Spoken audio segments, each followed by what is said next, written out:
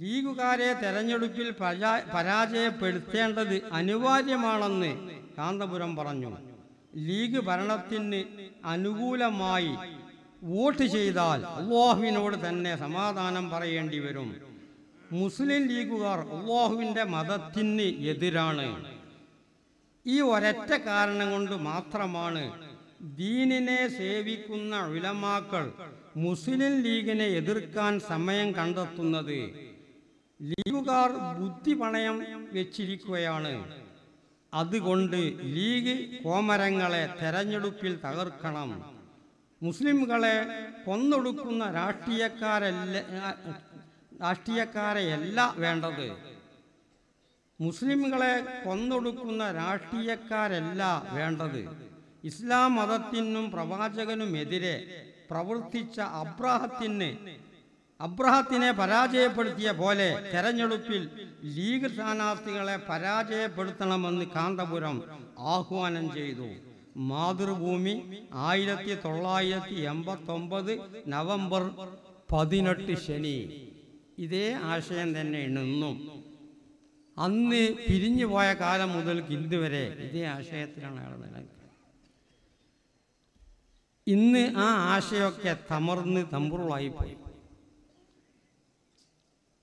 ഇത് നാം വളരെയധികം ശ്രദ്ധിച്ച് മനസ്സിലാക്കേണ്ടതാണ്.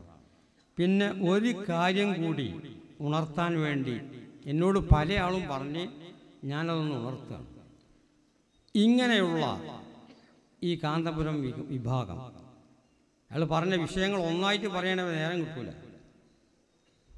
ഒന്ന്, എറണാകുളത്ത് വലിയൊരു യോഗം ഉണ്ടാക്കിയ അയാൾ, വലിയ യോഗം എന്ന് പറഞ്ഞാൽ കുറഞ്ഞ ഇടുങ്ങിയ സ്ഥലത്ത് അത് ഉണ്ടാക്കല്, എന്നിട്ട് എല്ലാവരും കൂടി കൂടിയാണ്ട് ഇങ്ങനെ തിരക്കലാണ്. അപ്പോൾ വലിയ യോഗം എന്ന് പറയും. സമസ്ത ഉണ്ടാക്കണ മാതിരി ഇങ്ങനെ വിശാലമായ കോഴിക്കോട്ട് പോലത്തെ സ്ഥലത്തൊക്കെ ഒന്നും ഉണ്ടാക്കാൻ കഴിയൂല, കണ്ടാൽ കല്യാണം പൊടി. അങ്ങനെ യോഗങ്ങളൊക്കെ ഉണ്ടാക്കിയിട്ടിങ്ങനെ. അപ്പം നമ്മളാളുകൾക്ക്, ചില ആളുകൾക്ക് ഒരു തെറ്റിദ്ധാരണ, ഇയാൾ വരുമ്പോൾ തക്ബീർ, ഇയാൾ ആളുകൾ എന്നിവിടെയും മരിച്ചാൽ അവിടെ മരിച്ചോട് തെമ്പാടും കൂടി. യോഗങ്ങളൊക്കെ വരുമ്പോൾ അവിടെ ആളധികം.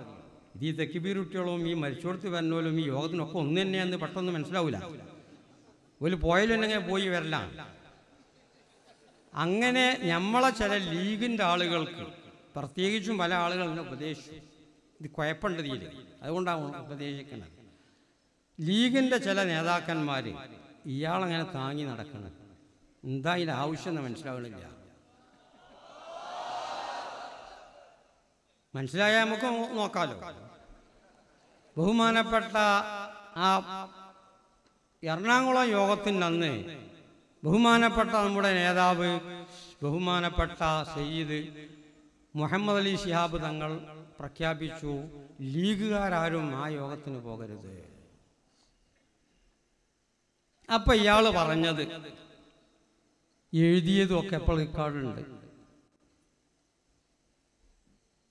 ആ തങ്ങളെ രക്തം ഒന്ന് പരിശോധിക്കേണ്ടതുണ്ട് എന്നാ പറഞ്ഞു. രക്തം പരിശോധിക്കണം പാണക്കാട് തങ്ങളെ. പിന്നെ പറഞ്ഞു, ഇപ്പോൾ അടുത്ത കാലത്ത് പാണക്കാട് തങ്ങൾ ഒരു ആത്മീയ നേതാവല്ല, അതൊരു രാഷ്ട്രീയ നേതാവാണ് എന്ന് പറഞ്ഞു. ബഹുമാനപ്പെട്ട ശംസുൽ ഉലമ അടക്കം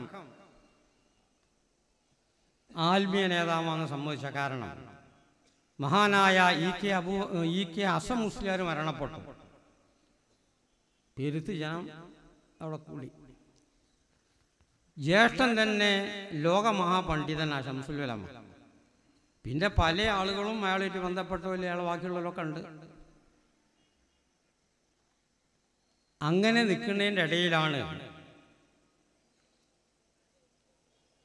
ബഹുമാനപ്പെട്ട സയ്യിദ് മുഹമ്മദ് അലി ശിഹാബ് തങ്ങൾ ആ മയ്യത്ത് നിസ്കരിക്കാൻ പങ്കെടുക്കാൻ വേണ്ടി പോയതാണ്. അസമൂലിയിൽ മരിച്ചപ്പാടെ പോണല്ലോ, അങ്ങനെ പോയി.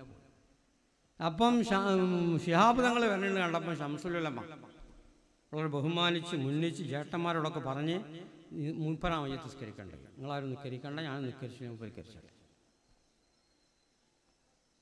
ലോകത്ത് ഏത് വമ്പനും മയ്യത്ത് നിസ്കരിക്കാൻ ത്രാണിയുള്ള ആളാണ് ബഹുമാനപ്പെട്ട ശംസുൽ ഉലമ. മഹാനവറുകൾ പറഞ്ഞത് എന്താ? അതാ ഇൽമു എന്ന് പറഞ്ഞത്, അതാണ് ആലിമ് എന്ന് പറഞ്ഞത്. ബഹുമാനപ്പെട്ടവരോട് മയ്യത്ത് നിസ്കരിപ്പിച്ചു, അസ്മ മുസ്ലിയാരെ മയ്യത്ത്. എന്താ അതിൻ്റെ അർത്ഥം? ആത്മീയ നേതാവാണ്. നൂറ്റുകണക്കിൽ മഹല്ലത്തിൻ്റെ ഖാദിയായിട്ട് അംഗീകരിക്കപ്പെട്ട ആളാണ് മൂപ്പര്. ആത്മീയ നേതാവാണ്. ഇവിടുത്തെ ജനങ്ങളൊക്കെ അംഗീകരിക്കണം. അവരുടെ കുടുംബത്തിനെ പറ്റി എല്ലാവരും അങ്ങനെ പറഞ്ഞു. ഒരാളെ പറ്റി അള്ള കൊടുത്ത സ്ഥാനം ഇതാക്കിയിട്ട് കാര്യമില്ലല്ലോ. അങ്ങനെ മൂപ്പരെ പറ്റിയൊക്കെ ഇപ്പോൾ പറഞ്ഞത് ഇങ്ങനെയൊക്കെയാണ്. അതൊക്കെ കൂടുതൽ ഞാൻ വിശദീകരിക്കണില്ല. രക്തം പരിശോധിക്കണം, അത് പ്രകാരം ആത്മീയ നേതാവല്ല.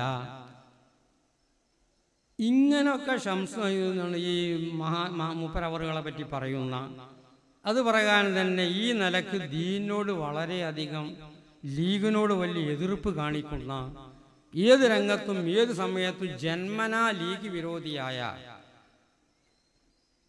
ഈ മനുഷ്യനെ ചില ലീഗ് നേതാക്കൾ എന്തിനു താങ്ങണ്? ചോദ്യം. കാര്യം മനസ്സിലാകാത്തതുകൊണ്ട് പെരുത്ത ആൾക്ക് കുഴപ്പമുണ്ട്. സമസ്തൻ്റെ ആളുകൾ എന്ന് പറഞ്ഞാൽ ഈ കാണണമെന്നല്ലത്. ഇത് ഓരോ നാട്ടിൽ നിന്ന് കുറച്ച് വന്ന ആളുകളാത്. മറ്റുള്ളവരെ യോഗമൊക്കെ കൂടുക എന്ന് പറഞ്ഞാൽ അവരൊന്നായിട്ട് അടിച്ചൂട്ടി വരിക. ഇത് ഇന്ത്യ 10 ഇരട്ടി പെരയിൽ അവിടെ കിടന്നുറങ്ങണ പോലാണ് സമസ്തൻ്റെ ആളുകൾ. അപ്പം ഇവരെയും മറ്റവരെയും തമ്മിൽ ഒരേ രീതിയിലാക്കിയിട്ട് നമുക്ക് രണ്ടും വേണം എന്ന് പറഞ്ഞാൽ ഇങ്ങനൊക്കെ ബഹുമാനപ്പെട്ട ഉലമാവിനെയും ലീഗിനെയും ലീഗ് നേതാക്കൾ ഇടിച്ചു താത്തുന്ന ഇയാളെ താങ്ങിയാൽ എന്താ കിട്ടുക? ചോദ്യം. എന്താ ഇതിൻ്റെ ആവശ്യം? അത് നമ്മളുടെ ഈ വലിയ പ്രശ്നമുണ്ട്. ഉള്ളിൽ കൂടെ വലിയ പ്രശ്നമുണ്ട്. അയിമെന്ന് വരുന്നതാണ് ഈ ഗോബേക്കും മറ്റുമൊക്കെ. അപ്പം അത് കരുതണം എന്നപ്പം ഞങ്ങൾക്ക് പറയാം. കാരണം ഞങ്ങളൊക്കെ മുമ്പേ ലീഗാണ്. അത് ക്ഷീണിച്ച ഞങ്ങൾക്കും പൂർത്തിയാണ്. ഒരു കാരണം ഉണ്ടേ തിരക്കണില്ല. അപ്പം കാരണമില്ലാത്ത രീതിയിൽ എന്തിനവരെ താങ്ങണമെന്ന് മനസ്സിലാകണില്ല. നിങ്ങൾ ആക്ഷേപിക്കല്ല അവരെ. അവ്യക്തമായ വല്ല കാരണം ഉണ്ടെങ്കിൽ നമുക്ക് മനസ്സിലാക്കാമല്ലോ. അപ്പം അത് ഭാവിയിൽ കരുതി പോകണം എന്നുള്ളതാണ് ഞങ്ങളെ അഭിപ്രായം. അല്ലേ ഒരു പ്രശ്നങ്ങൾ പൊതുവിടെ ഏപ്പിക്കാർ തെറ്റിയ മാതിരി ആവില്ല സമസ്തൻ്റെ ആളുകൾ തെറ്റിയാൽ. കാരണം ഇതുകൊണ്ട് മാത്രം സമസ്ത ഒതുങ്ങൂല. അപ്പം നമ്മൾ വളരെയധികം ഛർദ്ദിച്ച് പോകണമെന്നാണ് നമ്മളെ സ്നേഹിതന്മാരോടും നമ്മളെ പാർട്ടി നേതാക്കൾ ഞങ്ങളൊക്കെ വ്യക്തിപരമായിട്ട് ലീഗാണ്. അവരൊക്കെ ചെയ്യുന്നതിന് മുമ്പ് വോട്ട് കൊടുത്ത് ഞങ്ങളൊക്കെ ബഹുമാനപ്പെട്ട മാനു മുസ്ലിയാർ സാധാരണ പറയൽ തന്നെ ഇൻ്റെ അത്ര ലീഗുള്ള ആൾ ഇപ്പോൾ ആ ലീഗിലൊന്നുമില്ല. മൂപ്പർ പറയില്ല ഇൻ്റെ അത്ര പ്രായമുള്ള ലീഗുകാരപ്പം അവിടെ ഇല്ല. ചെറുപ്പത്തിൽ തന്നെ ഞങ്ങളാ ഭാഗത്തൊക്കെ ഈ തൊഴിലാളികളുടെ ഭാഗമാണ്. അപ്പം ഇങ്ങനെ കമ്മ്യൂണിസ്റ്റും മറ്റും വല്ലാവും. അന്ന് ലീഗിൻ്റെ കൊടി തോളിൽ വെച്ച് നടന്ന ആളാണ് ഞാൻ. കൊടിയും പിടിച്ച് നടന്നാണ്. പിന്നെ അതിനു വേണ്ടി പ്രവർത്തിയും മരിക്കണവരെ.